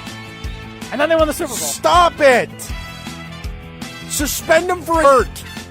Make it so that they suffer for a year. Make it so their fans don't go to their games. Like, make it matter a little bit, please. God. We're not going to find out their investigation results until now, but it got red, like really red. This is now the third. God, I'm serious. You got me all hot and bothered. Again, it's 3 in a row. I'm going to try to make it 4 in a row on Thursday. I guess I'll find something on Thursday to get you riled up again. Maybe I'll bring up Cole and DeGrom again for no reason. Don't do that. I'll yell at you. The Cole DeGrom thing wasn't a news segment. That was a buy or sell. Thursday. Cole was introduced last Wednesday. Thursday. Predictions. Haven't you ready? Yes. All right. Wednesday. I will be here on Thursday, but I also won't be here on Friday. I'm going out of town. I got to go see some family. Kirk Cousins will throw for 350 yards and 3 touchdowns. Crazy. He could do that. Number 2, the Patriots will lose in their first playoff game, first time since 2010. That was an easy one. I really... Oh Still, it is really impressive. 8 in a row AFC title. Seriously, chips. Change up. Curveball. Hanging slider. You, not just you, the listener, will have not a loyal listener if you're just stopping in for the day. I really do hope that you have a very happy holiday with your family. Rid of the word Xmas. I think that's the laziest thing in the history of anything. And I want to make it really clear. Okay, you are going to text somebody or make a comment or post something online or whatever it is. Okay, give me the Xmas. Okay, because what you're doing there is you're taking the and you may not have ever looked at it that way. So I'm not going to crucify you if you have. But I think I'm praying for you. I'm praying for your family. Any pain that you're going through. I hope that this holiday season for you and your family this holiday season. So as we go into Christmas and Christmas Eve, tomorrow and Wednesday, we will be back on Pretty Clear. Monica Ray, our Big J journalist who is not here today, not here tomorrow, too, because we're not going to be here tomorrow, even though Katie Hepburn thinks that Jason Garrett is not the problem in Dallas. I'm like, listen, the amount of fights that I've gotten. You've been worked up a lot the last couple I weeks. have. You Seriously, happy holidays, even though you think that Jason Garrett is not a bad football coach, which happy holiday, a Merry Christmas, and we'll see you on Thursday. It's the Worldwide Sports Radio Network.